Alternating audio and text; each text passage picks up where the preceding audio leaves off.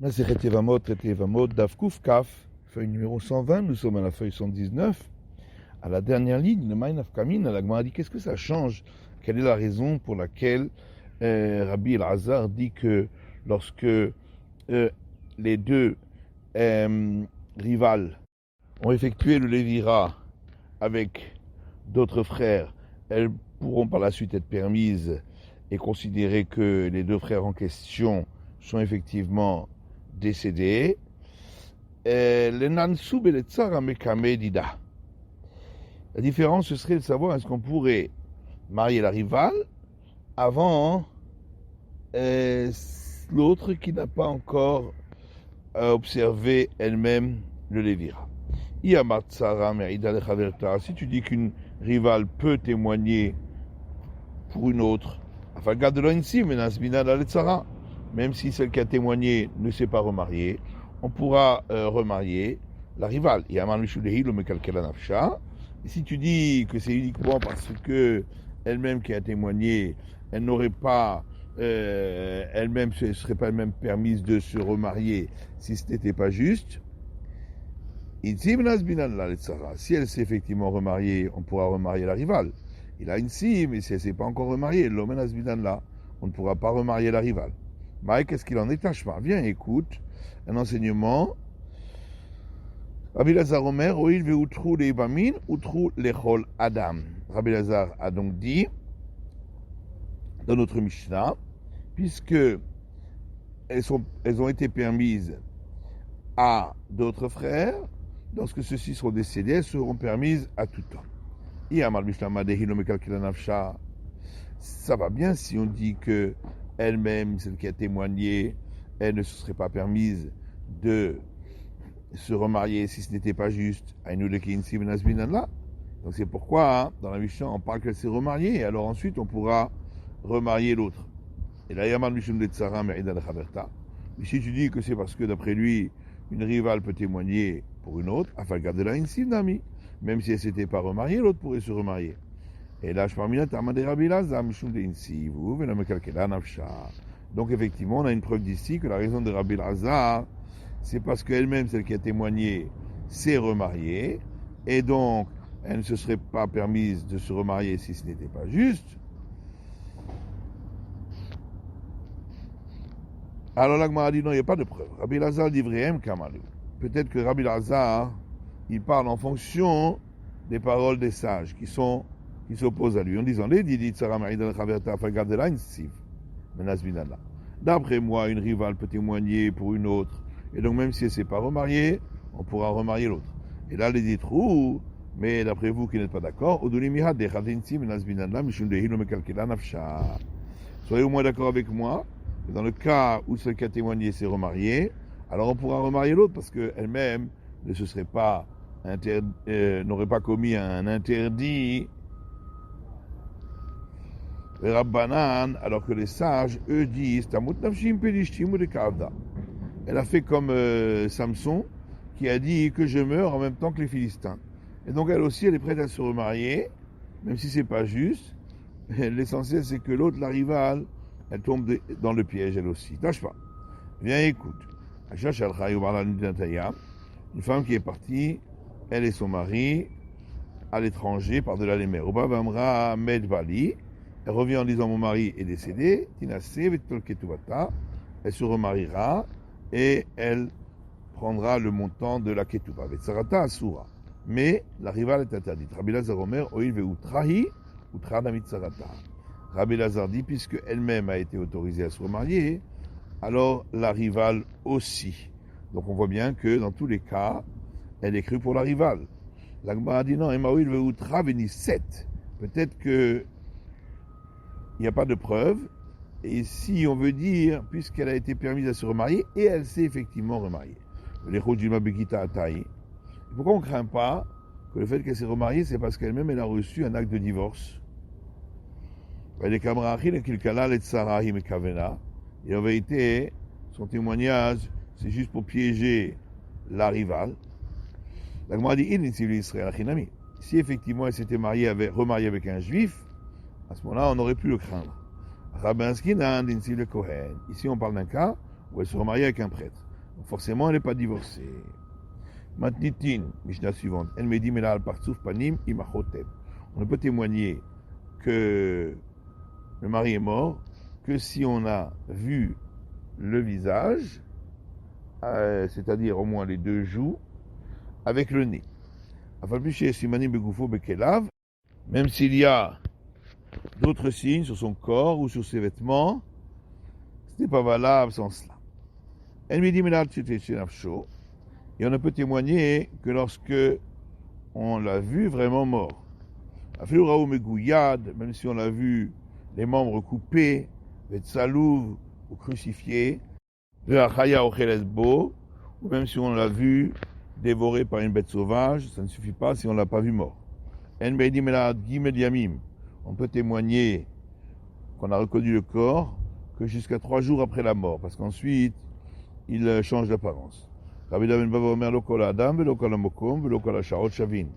Rabbi Ben Bava dit, pas tous les hommes, pas tous les endroits, pas toutes les heures de la journée ont la même valeur. C'est pourquoi c'est pas forcément 3 jours. Maratanu Rabanan, le sage enseigne dans une braïta. Badahat velo partsuf panim. Si il a vu le front, mais pas les joues, partsuf panim velo padahat, ou s'il a vu les joues, mais pas le front, el me'idim. C'est pas suffisant pour témoigner. Il faut les deux, le front et les joues. Aïmachotem avec le nez. Amarabaye avait été Marav Kahana. Abaye dit, et certainement Kanama Ekera, de quel verset on le voit? Verset dans le livre d'Isaïe, Akarat Panehem Aïtabam. La reconnaissance de leur visage, c'est ça qui a témoigné sur eux. Abba bar Martha, du Abba bar Minyomi. Abba bar Martha, qui est appelé également Abba bar Minyomi, avait Maskebe de Beresh Gelut Azouzé. Les gens de la maison de l'exilarque, il leur devait de l'argent. A été Kira, il a pris de la cire, d'Avak Bebab Laïta, et il l'a collé à un tissu, d'Avak Bapouté, qu'il a collé sur son front pour qu'on ne voit pas son front. Khalaf Kamayhu Velo Bashkaruha. Il est passé devant eux et ils n'ont pas reconnu. De là, on voit que il faut voir le front également. Simanim verroulé, et même s'il y a des signes sur son corps ou sur ses vêtements, ça ne suffit pas. Les mêmes des simanim la doraita. Est-ce que ça veut dire que le fait de voir des signes distinctifs, ce n'est pas valable de par la Torah? Au Minehi, et on oppose un enseignement à cela. Metzao kashur bekis, si on a trouvé un acte de divorce attaché au sac d'une personne, baranaki, ou à son porte-monnaie, ou betabahat, ou à sa bague, au shimsa ben kelav, où on l'a trouvé parmi ses affaires. Afiluzman meroubé, même longtemps après, kacher, on peut accepter qu'il est de cette personne. Donc, on voit bien les signes distinctifs sont valables même pour la Torah. Barbaïlo kashia, il dit ça c'est pas une question. Ha Rabbi Lazar ben Mehavai, ha Rabbanan. L'un, c'est l'enseignement de Rabbi Elazar ben Mehavai, et l'autre, c'est l'enseignement des sages. Tanya, qui est une braïta qui dit, on ne peut pas témoigner sur une verrue pour dire qu'il s'agit de la personne en question. Rabbi Elazar ben Mehavai, Omer, Meridim. Rabbi Elazar ben Mehavai dit, on peut témoigner sur une verrue. Il a bien kamifigé, n'est-ce pas, c'est ça leur discussion. Le Marsava, Simanim d'Oraïta, Marsava, Simanim de Rabbanan. L'un pense que les signes distinctifs, c'est valable de par la Torah, et l'autre dit, c'est valable uniquement par institution rabbinique. Rava dit non, tout le monde est d'accord que c'est valable de par la Torah. Ici, on parle d'une verrue qu'on retrouve chez d'autres personnes qui sont du même âge et qui ont la même date de naissance. L'un pense que une verrue, c'est pas valable parce qu'on peut la retrouver chez des gens du même âge et de la même date de naissance. Et l'autre dit non, pas forcément. Les cas d'Amré, d'autres disent ici, la discussion porte à savoir si la verrue peut changer d'aspect après la mort. L'un pense qu'elle peut changer d'aspect après la mort, et l'autre pense qu'elle ne peut pas changer d'aspect après la mort. Veika de Amré et d'autres disent Amar Rava, des Kula Alma Simanim de Rabbanan. Rava dit d'après tout le monde, les signes distinctifs, ce n'est valable que par l'institution rabbinique. Et ici, Beshuba Siman Mouvrak a expliqué. La discussion de savoir est-ce que la verrue, c'est un signe très très fort, et alors ce serait valable même de par la Torah. Masavar Siman Mouvrak, l'un pense que c'est un signe très fort, Masavar Lav Siman Mouvrak, l'autre pense que c'est pas un signe très fort. D'après la version qui dit que selon Rava, les signes distinctifs c'est valable par la Torah. Pourtant dans notre Mishnah, on a dit, même s'il y a des signes distinctifs sur le corps ou sur les vêtements, ce n'est pas valable. L'Agmara dit Gufo d'Aruch Vegotz. Les signes distinctifs sur le corps, il s'agit par exemple que le corps est très grand ou petit. Et ça, c'est pas un vrai signe distinctif. Kelav et les signes distinctifs sur les vêtements, effectivement, on n'accepte pas de Chajen Lishela, parce qu'on craint que peut-être ils ont été empruntés. Et Chajen Lishela, Hamor Betsibane Okevechim Adrinan. Si on craint que c'était emprunté, comment peut-on rendre à une personne un âne qu'on a trouvé lorsqu'il donne les signes distinctifs de sa selle? Peut-être qu'il a emprunté.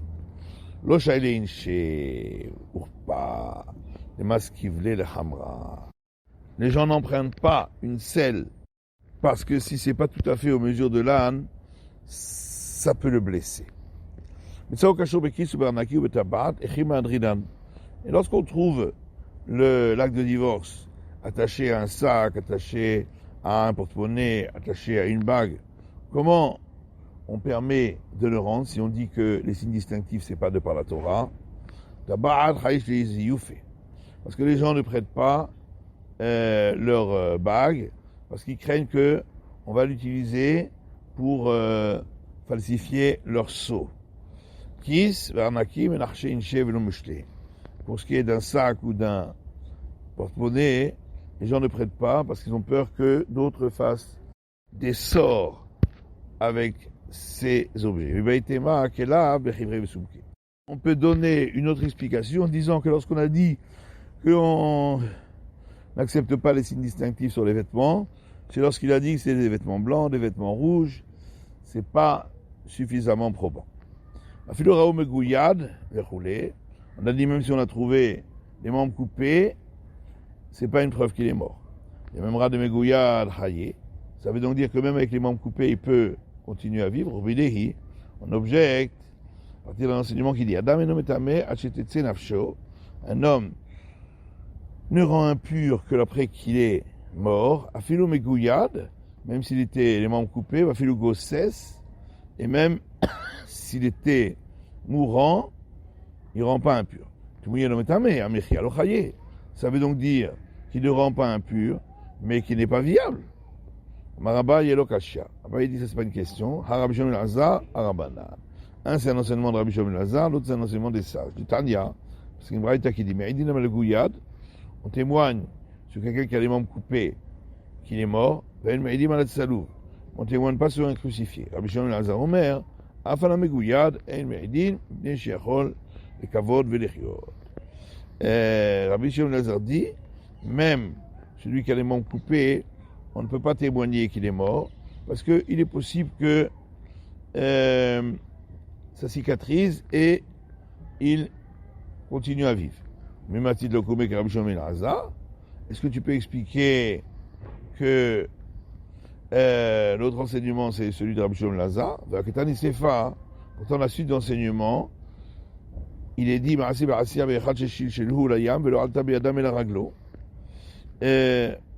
il y a une fois une histoire à Essia, quelqu'un qui est tombé dans l'eau, qui s'est noyé, et on a retrouvé que le pied. Les sages ont dit, si c'était la partie de la jambe avec le pied qui avait été coupé au-dessus du genou, alors elle peut se remarier, la femme. Mais si c'est en dessous du genou qu'elle a été coupée, elle ne pourra pas se marier. Donc on voit bien que lorsqu'il a le membre coupé à un certain endroit, au-dessus du genou, c'est pas viable. Shanemaya de Marzumaka. Alors Agmar dit c'est différent lorsque c'est dans l'eau, parce que l'eau elle empêche la cicatrisation. Et pourtant, Rabba Bachana a dit, moi j'ai vu un arabe de Shakil Sira qui a pris une épée, il a coupé la jambe, la patte de son chameau, et il est mort immédiatement parce qu'il était en train de gémir. Rabba a écrit Shavia. Il dit, celui-là, il était déjà faible. Rava dit, lorsque c'est viable, c'est lorsque ça a été coupé avec un couteau chauffé à blanc, parce que il fait immédiatement la cicatrisation.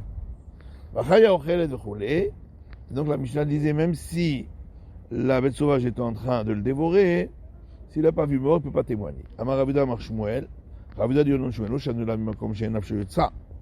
quand on a dit qu'il ne peut pas témoigner, seulement lorsqu'il est en train de dévorer un endroit où il n'est pas vital.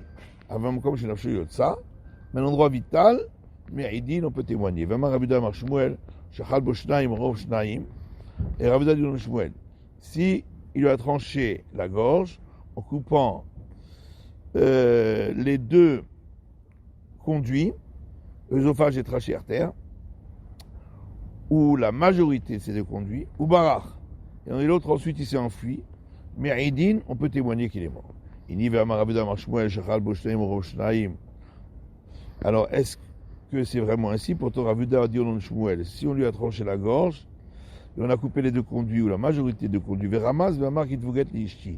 et il a fait des signes en disant, écrivez un acte de divorce à ma femme, ils pourront écrire et donner l'acte de divorce. C'est donc que ça s'appelle toujours en vie. Il est toujours en vie, mais il va mourir, c'est sûr. Et la Merataye est golé à Liado.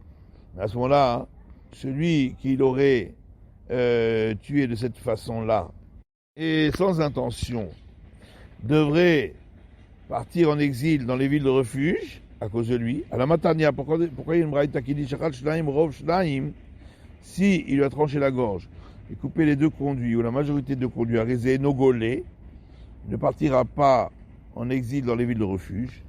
Aïtbarala, la dit oui, mais là-dessus, il y a un enseignement qui dit Amarabosha, il y a Rachilan Shema Ruach Bilbelato. Abosha a dit on craint que peut-être c'est pas uniquement ce qu'il a fait qu'il a tué, mais c'est le vent qui a provoqué la mort, parce que il a soufflé sur la plaie. Inami, ou peut-être Shema Ihu Kirabitato. Peut-être la personne elle-même qui est morte, elle-même, elle a fait rapprocher sa mort en bougeant. Et donc c'est pas lui qui a opéré entièrement la mort. Maï Ben Ayouk, quelle différence entre les deux réponses? De Charté Bébéta de Shisha. Si il lui a tranché la gorge dans une maison en marbre, là c'est sûr qu'il n'y a pas de vent, ou par kiss, mais il a beaucoup bougé. Il a mis des Charté Bébara, vélo par kiss. Ou bien il a fait, il lui a tranché la gorge à l'extérieur, donc il y a du vent, vélo par kiss, et il n'a pas bougé. C'est la fin de l'étude du Daf Kufkaf de la feuille numéro 120.